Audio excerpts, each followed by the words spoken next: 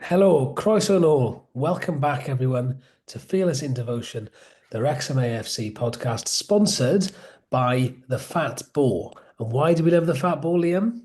Because I went there on Friday night for a pint and it was delicious. Oh, Wow. What did you beautiful drink? pint of Wrexham lager. Oh, fabulous. I also had a Wrexham lager on Friday. It was lovely, although bottled, so not quite as nice, but still nice. Um, Andy, are you still flogging that dead horse of a newsletter? What the incredibly popular Wrexham is the Game newsletter, which That's the one. We had some brings lovely you. comments about it on the YouTube. Yeah, good. Wrexham on the game, is it? That's you leave my mum out of this. uh, no, it's decent. It's all right. It's £15 for the first year, and there's enough in there to keep you interested, I think. And you get a few freebies along the way, like the Brian Flynn interview was to subscribers only. We got a nice message from Ryan Reynolds we put on there, so it's you get some extra stuff we can't say on here. But yeah, please. What can't we sound here? Well, all the stuff that's in the newsletter, it's mostly about you, Liam, to be honest. Good.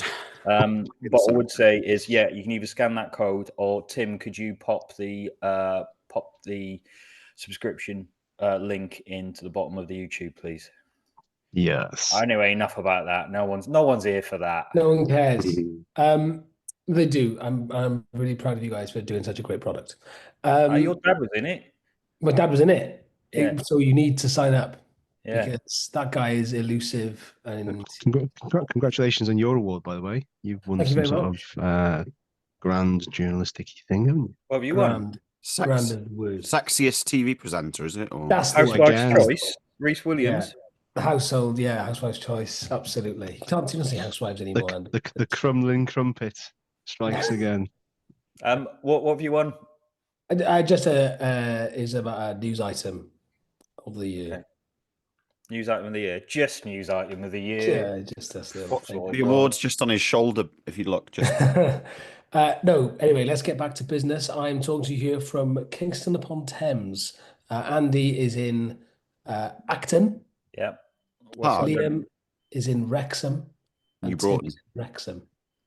Bryn Hyfryd somehow. Yeah. Lovely stuff. And we are going to discuss the dullest game possibly in living memory for Wrexham. Tim, Do we have to? Oh, man. talk us through that. It was just, I mean, look, anybody listening to this will probably agree wholeheartedly that it was absolutely tripe. It was so dull. You could kind of tell from the first 10 minutes it was going to play out that way. It was really weird and massively frustrating because one thing that I thought that we had the edge on them was physically. I thought we were winning all the physical battles all over the place. They just moved the ball better. And the more I thought about it today, the more I thought, were those players more worried about losing than actually being brave enough to go and win it? That we're in that sort of era now where you can't afford to be sort of slipping up majorly.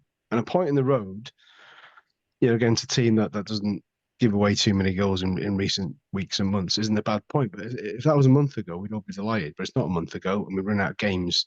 And all of a sudden, obviously the Wycombe thing was the kicker to all of that. When that 91st minute goal went in, it's like, oh right, it's your day this weekend. It was our day last weekend. But as a spectacle, you just wanted to pluck your eyes out and stamp on them. It was awful. It was awful. It was just mind-numbingly shit. Must be one of the worst games in the park. It has to be. Has to be. Wow. Andy, do you agree with me that now is the time to sort of panic and to start abusing the players and Parky and really putting some pressure on them? I think we should set fire to everything, and I mean absolutely everything. If we had a training ground, I would set fire to it. In fact, Temp Cop, that's on fire. Jay Rodriguez's hair? No, you can get close to him. Look, I think for me, it was a good defensive display. I think it's where the midfield really comes home to roost, because if you've got two players in there like Dobson and James, they're very similar. They're very sort of disciplined, and they're they can get the ball, but they can't really break the lines. And I think that's where we miss Cannon. And we do need to ask ourselves if there was a chance of bringing in a midfielder who could sort of be a bit more creative. Should we have done it? It's too late now. And Parky he's nailed his colours to this formation and this formula to get us up. And we could say a lot about Rodriguez, and I'm sure we'll talk about him. But the simple fact is, we don't lose when he's in the team, or very rarely we do. So he's doing something right, even if he is a little bit more defensive minded. It just adds to our solidness. But if he is dropping back and he is helping the midfield, you want someone who's going to go the other way, someone who's going to give them something to think about. And I don't think we have that. And I would drop James. I would put Dobson at the base, and I'd play Lee against Bristol Rovers. I don't think he's had a fantastic season. He'll be the first person to admit that, but he is something different, and he can glide between midfield and attack and give the opposition something to worry about. And I don't think our midfield did yesterday. Liam, would you drop James for the Bristol Rovers match? Bring Elliott back in? Yeah, I mean, I think he's been better in recent weeks, but it's just that thing of needing more legs in midfield and needing players to actually link up between midfield and attack, because otherwise all we see is that thing where we crick our necks because they just keep thumping it up every time, and it just didn't work yesterday at all. I mean, no shots on target is just a criminal statistic, to be honest. I think the only shot I can really remember from the entire game was when Dobson sort of sliced it. I was watching the replays in the hopes that was bound for the top corner, but no, it was I just think you've got, if we play like that for the last few games, we don't go up, do we? Because you got to create chances. You've got to Parky was going on about some 50-50 penalty shout at the final whistle. I was like, well, it doesn't really matter, does it? If you're not creating chances in open play, then you just don't give yourself an opportunity to win a match of football. So something's got to change on the attacking front, and I think Lee, possibly is that change. When was the last time we scored a goal, like a pure goal without any deflection? Because I think obviously Rathbone's goal, Exeter was deflected. It was an own goal, wasn't it, in the end? And when was the last time we scored a goal from outside the box that was just a pure hit? The only one I can think of was Max's at Mansfield. That was 2 months ago. So why aren't we? We haven't scored from a direct free kick this year at all, which is mad. And we just don't seem to be creating anything. You missed that early part of Elliott Lee, don't you? A couple of seasons ago, where he was just knocking them in with confidence. And even if you're not going to at least test the goalkeeper, do something. But you could just see straight away yesterday that we would have been there all night and nobody would have scored. That said, we got out of jail a couple of times. We're going to create the best 2 chances, and one of the chances completely fluffed. He should have just squared it, and it's an easy goal. That might have perked us up a bit. It might have jolted us into playing some form of energy and energetic, dynamic football. But we were just awful. If this is the sting in the tail, a point on the road, you can kind of take it. But obviously that combined with the Wycombe thing, I just kind of feel it's going to go to the final game, Yeah, I think it looked like maybe it was all building towards that Charlton game, and that would be lovely. And now we just feel like, it really, really could go down to the wire, and it could go anyway. But McLean's got to be dropped as well, probably. And I know you got pissed off with the insider fella the other week, but I just think you need to have a little bit more balance there now with Longman and Barnett, and just He's not dropping McLean though, is he? Now at this stage? No, he's probably not. But I mean, he's not dropping his captain. There's no chance. No. But what he might do is switch to that Barnett and Longman a little bit earlier than he does at the moment. Yeah. Because that does look dangerous. Because Longman can go either way. I think Longman's had a good few games for me. He seems a very decent acquisition, and he's just as effective on the left as he is on the right.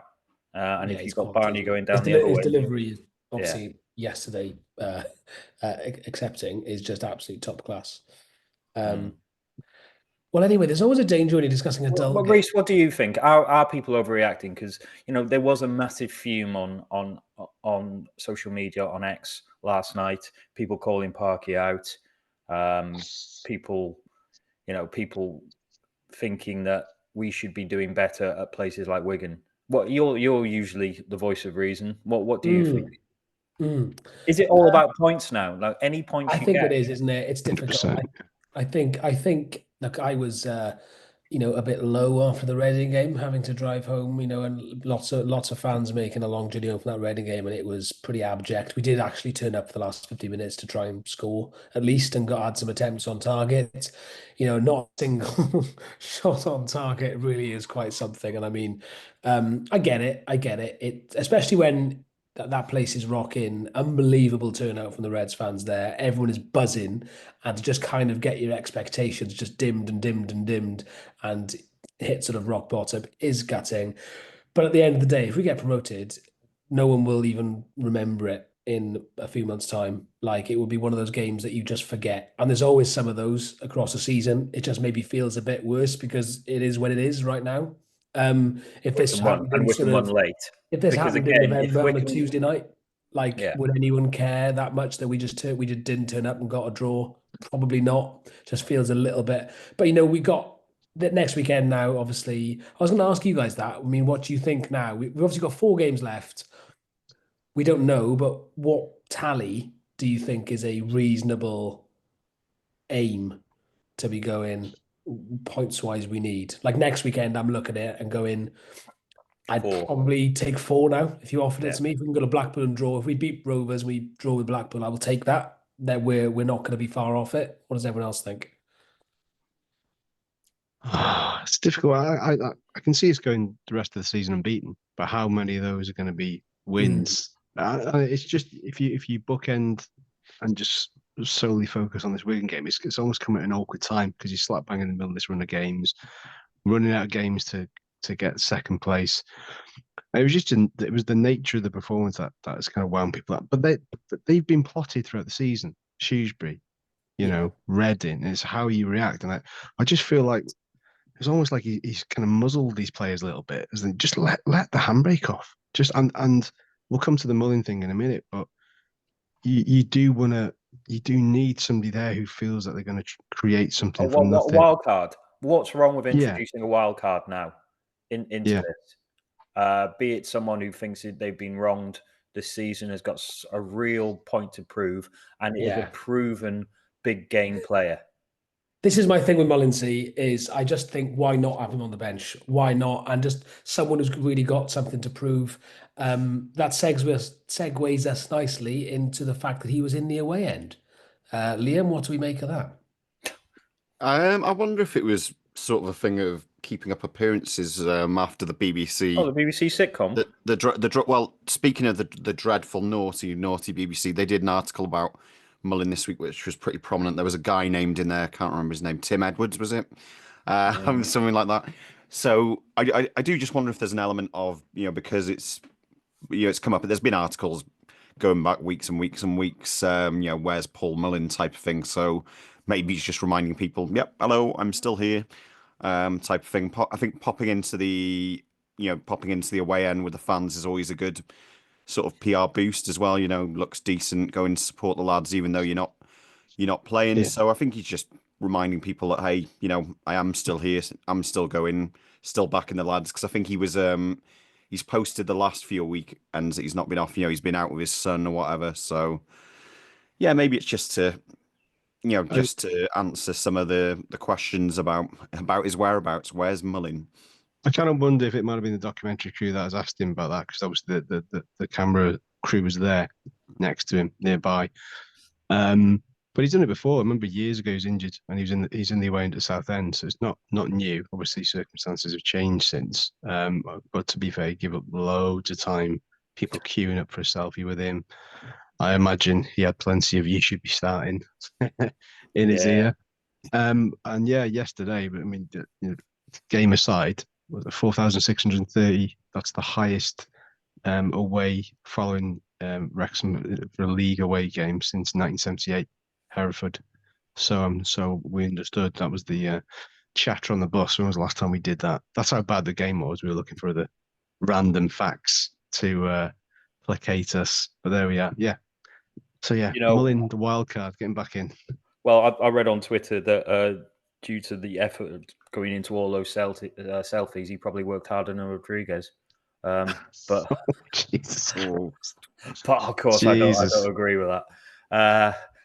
That's a cheap shot, and I would never sort of perpetuate that. I should say I wasn't actually listening then, and I laughed. And I just want to make clear that I didn't actually know what he said in case it was anything controversial. Oh, I'm not saying it again. Okay, fine, good. Well, I didn't. I retract. I mean, it was a facetious comment in the first place. he was just talking about National Socialism again, like he always does. Yeah, of course. Can you stop that, please? But yeah, I mean, shall we? Let's just move on. I mean, welcome to Wrexham. Release date confirmed. Liam, this is exciting. Obviously, we spoke with Humphrey the other week. That the next season is confirmed, but the season after that is not confirmed. Or was the next No. season confirmed? No, not as yet. No confirmation. But albeit everyone I speak to seems pretty confident that there will be one. I saw someone online saying, "Oh, I don't think we'll get another one." But I mean, the argument is basically, is it getting eyeballs? Yeah, it definitely is still getting eyeballs.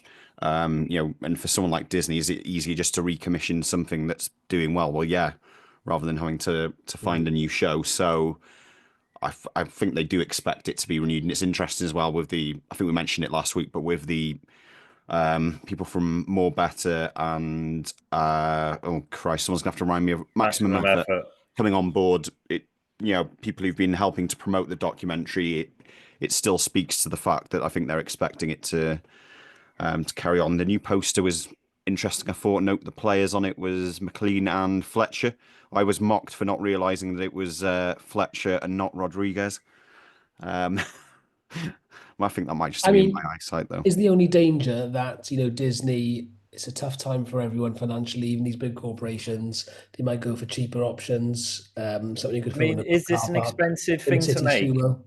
Is this an expensive thing to make? I don't know. I mean, we're paying for the promotion. The club's being cross-paying for the for the promotion for it. So I wonder what actual bills Disney have to pick up from them. I mean, obviously they've got to pay something for it, but yeah, I agree with Andy. I'm not sure that it's going to be the most costly thing for them to make compared to say a show like what's popular on Disney, The Bear or something like that. It's not going to be the same sort of outlay for something like that. There's no massive VX there. You've got a crew already embedded.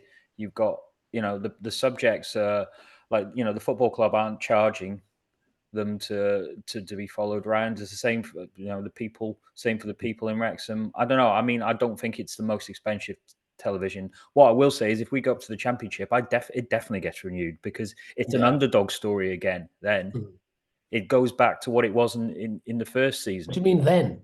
It is now. Oh yeah, of course it always has been. It's a fairy tale. Yeah, congratulations to Birmingham. We allowed you to become champions yesterday when you didn't even kick a ball. Celebrated by losing to Peterborough. Well done, Darren Ferguson. Score? I saw they were 2-0 down. Yeah. That's what it stayed. Yeah, that's what it stayed. Oh dear. Oh dear. Well done, Peterborough. Indeed. Right, let's move on. Is there any Randall roundup? Yeah, I've got some, the good, the bad, the silly. I've got it all. Let's go. Dean Keats, do you remember that guy?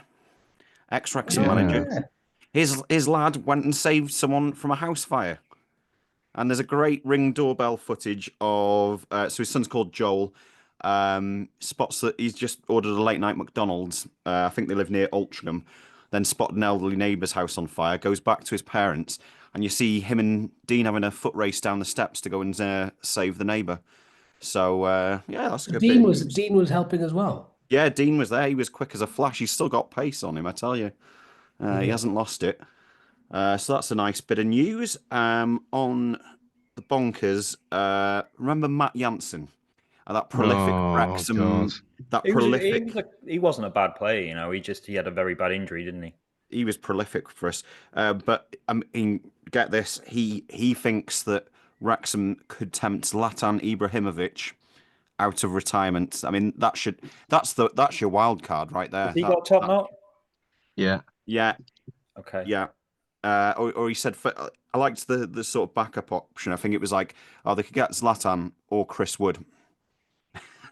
I mean, I don't Wow. think we're getting either, to be honest to you. Harky would keep him on the bench, wouldn't he? Last Yeah. time. You just have to wait your turn. Yeah, no foul. Wait your turn. So yeah, quite a few irreverent takes on this week's roundup. I've always loved the football pundit Danny Murphy. Loved him, as a player. I've always thought he's a really interesting bloke on Match of the Day. And then lo and behold, he loves Wrexham. He's a Wrexham fan, so I've always said he's a great guy. No, he's basically revealed that it's interesting actually because did some digging. I assumed that somewhere along the way he would have come out in support of Chester, but he never has. And then lo and behold, coincidentally, when we're doing well, he reveals that his dad lived in Wrexham for a long while, so he's got a secret crush on us. I thought that was quite entertaining. Danny Murphy looks like Pinky in the Brain. Gonna have a look side by side. Look exactly like each other. Terrifying. Oh no, I've always loved him. Always rated him. Always. But yeah, I would say that there's some serious stuff along the way, but it's been quite a sort of irreverent news week. So there we are. Hopefully, a few little tidbits that were enjoyable. Yes, well, we all need. Andy, you're on mute, mate. Get a grip of yourself. Have a word. Yeah. Yeah. What I want to know, what I want to add into the roundup is when are you going to get a new webcam? It looks like you put Vaseline over the lens. Hang on. Oh, that is. Give it a Wonder good. why he's put Vaseline over the Give it a lens. good. Give it a good white. Hang on. Oh, there we go. That's a shocker. Oh, It- yeah, Award- that's the same. Wow, it's like a man Award- reborn. Award-winning podcast. Do you get the Reach? Yeah, he's got the higher budget Reach PLC handout, hasn't he? No, I just went on Amazon and got a HD cam for $19.99. Also, looks like you're in a very fancy office there, Andy. Is this Reach HQ? No, this is my new flat. Oh wow, you surprised me. Yeah. I've been reading that Skelly Bones book to my lad, and it looks like the dark house is just down that corridor, down the dark stairs. Yeah. I wish I had stairs. God, that's an extra 200 grand in London. Wow. Right. Let's quickly do. Dean Keats would be straight down. Let's. I don't know why that's made me laugh. Let's do everyone's favorite item, which is YouTube. If you want to. This week's comment comes from Guy Jackson -P2Y, not to be confused with Guy Jackson -P2Z. He says, "Hi guys, another good podcast. Can I make a suggestion that we reference the squeaky bottom end of season to 1977? For any younger fans, including you guys, in 1977 under John Neal, we had a great team and a just about guaranteed promotion with 2 home games remaining. We needed 1 point versus Crystal Palace and were 2 minutes away, drawing 2-2 when Palace scored 2 late goals, which meant that we needed to win the last game at home because of goal difference. We then lost that game as well. I think it was against Mansfield, and secured the nightmare of a missed promotion and snatched failure from the jaws of success. Wrexham should be favourites for promotion this year, but we're only a sending off or a rogue penalty away from failure. Let's hope we do not Wrexham it up. No older Wrexham fan counts any chickens before they are hatched, cooked and eaten." And if you've signed up to the Wrexham is the game, Wrexham on the Can't game say newsletter. Wrexham is the name. That's copyrighted. Wrexham is the game newsletter. You would have heard in my dad's segment that those were his first couple of games supporting Wrexham when he was a student in North Wales. And what an introduction to being a Wrexham fan for the next half a century that was. So yes, He's right. No, he's right, and we could quite easily fuck it up. But I think the rogue element in this is Wycombe.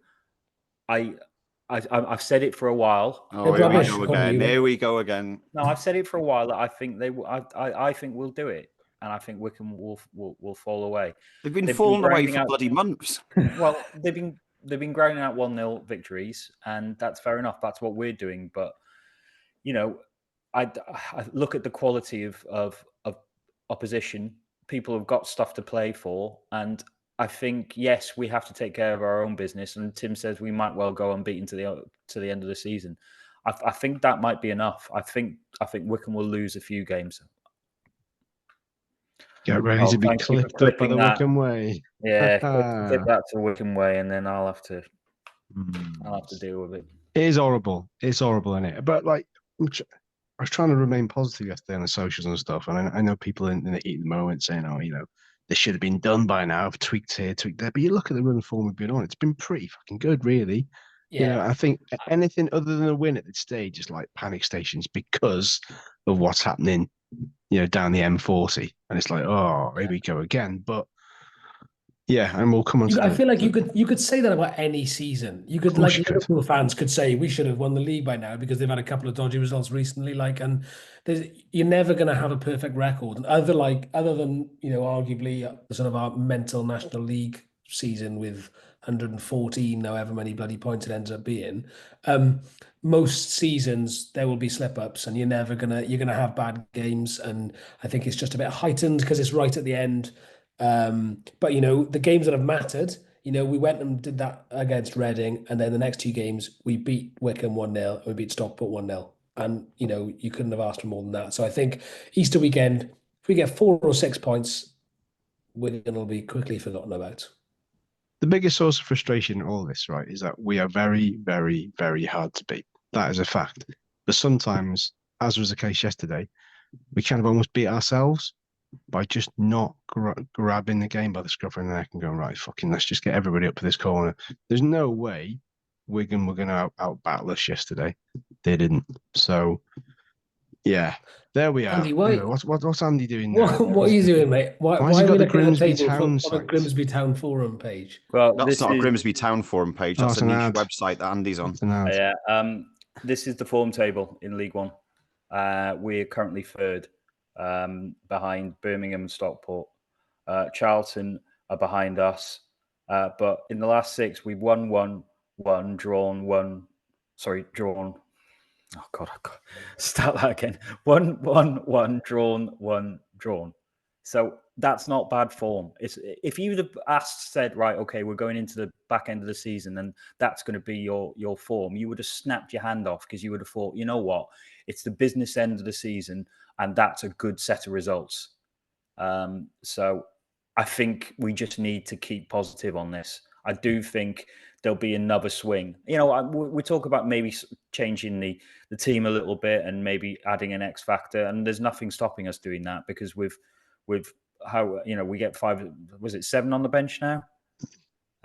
Yes.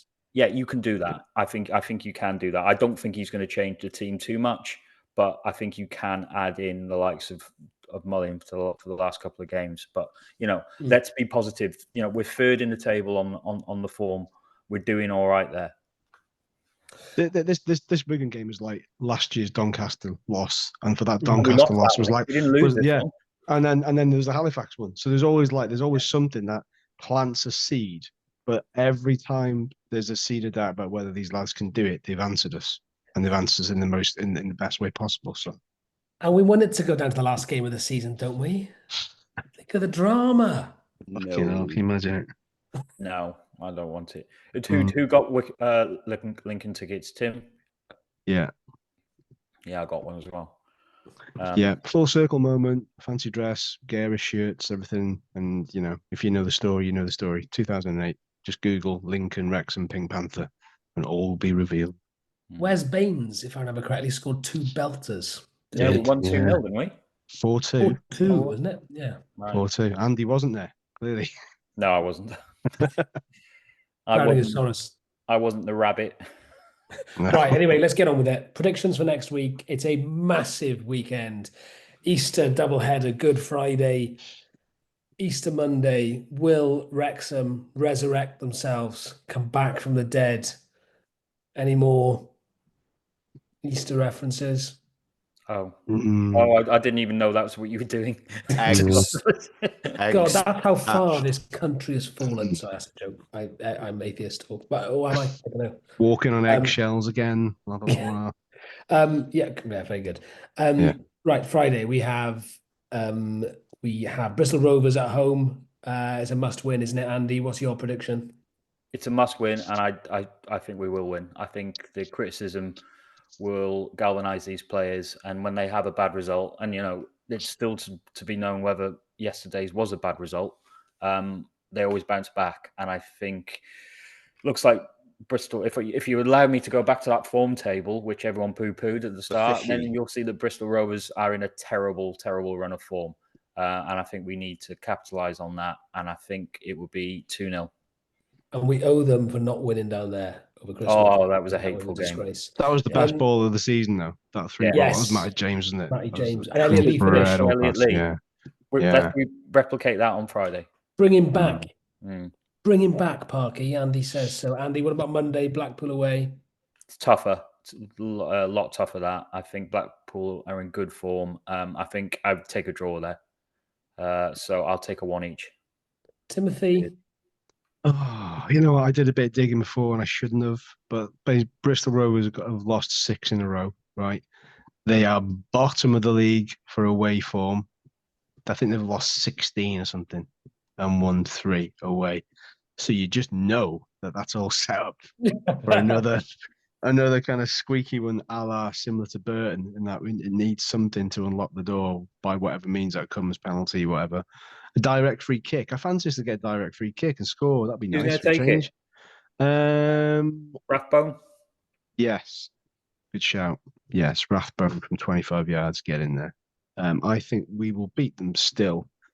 I mean, they're in the last playoff place, so they're going to come out all guns out blazing. They're going to, excuse me, they're going to have to go for it. So the gaps at the back, I think we will do them 3-1 somehow. Blackpool, difficult, weird team. Like their playoff hopes are gone now. I think they're 9 points off it. They've got 60 points off the top of my head. So that's gone. But Steve Bruce is doing mug. They're hard to beat. I think they've got 11 draws at home, which is mad. I think they've only lost 3. So their home form's pretty good. But I think Andy's right. You take a draw as well. But I'm gonna say like Easter. Let's just smash it. Let's have it. We're due a good Easter. So I think we'll go there and we'll sneak it 1-0. As the Lord said, let's smash it. Let's have it. Let's sneak it 1-0. Liam? Well, I'm a true believer that people bounce back, like Dennis Hopper, Rolf Harris. There are others, but Rolf Harris? You can't mention him. How did he bounce back? Is it the second Alan Partridge reference that's been missed in this episode? Fuck's sake. So yeah, I was. Rolf Harris has not bounced back, to be clear. That's not the view of Fearless and Devotion podcast. Liam, carry on. But yeah, there will be a 3-0 win on Good Friday, and we will draw 1-1 at Blackpool. That's my predictions. I'm going to say exactly the same. No, I'm not. I'm going to say a 2-1 win against Rovers and then a 0-0 draw away at Blackpool. Setting it all up beautifully. Let's quickly discuss it then. The Wigan's games next week. They've got a tough weekend. As we know, they've got 2 top sides. They have Charlton, don't they, on the Monday, I think. Can anyone help me out here? Can you imagine though, right? If we're sat like next week, because we're Bolton away on Friday. Sorry, carry on. Yeah, we're going to record presumably after the Blackpool game, so we cover both. We'll probably look at doing that on the Tuesday. So just for everybody's awareness, can you imagine if we're sat there next week and we've only picked up 2 points? I mean, this is going to be meltdown, isn't it? But it's all relative to what Wycombe do. Now, I know. But if Wycombe go and beat Charlton, that actually puts Charlton out of the race. So completely. So, is that the first game they've got? Is that the Good Friday one? Is it? No, Bolton on the Friday away. That's the big one. Bolton in a stinking form as well. Jesus. Yeah, I think if we get fewer points than Wycombe next weekend, I think we should actually sack Parky on the Tuesday morning. Anyone else agree? Well, who would you replace him? Rodriguez as temporary manager. There is one big point on all of this, though, which is that even if, say, heaven forbid, we finish 3rd, I'm pretty sure in my lifetime that would be Wrexham's highest ever finish. Yeah. And yet it's just all the talk is disaster. Disaster. We've secured a playoff place. Yeah, but we've never finished as high as 3rd in the 3rd division, whatever you want to call it, 3rd tier. Yeah. Look, it'll be frustrating, wouldn't it, if we've got this close and we're pipped to the post? But it happens. Everyone loves playoffs except us. But we hate playoffs and we hate Wembley. So put those 2 together. Thanks. Yeah. Look, I'll be absolutely honest. If we don't make it automatic, I don't think we'll go through in the playoffs. Oh, Andy, really- stop. I really don't. And I don't want to go to Wembley because it's in London. Fuck And I yeah. hate London. We need to get Barry on. It was such a good pod, and everybody's commented how good it was. And today's depressing as shit. Bring back Bazza. Right. Bring back Okay, Bazza guys, and his on that Wigan kebab. bombshell, we hope you're not too depressed. Sorry. Keep the faith. Wrexham might be going up, which is Ole, ole. exciting. Ole, ole. Can we chant that? Ole, ole. Wrexham might be going up. I hope everyone has a wonderful week. If you're off with the kids, enjoy. If you're off Can I work- just one thing? And I did mean to bring this up earlier, and I'm sorry. It's like a stinker to put a question right at the end when everyone's just going. But who would you give player of the season to if you had to give it now?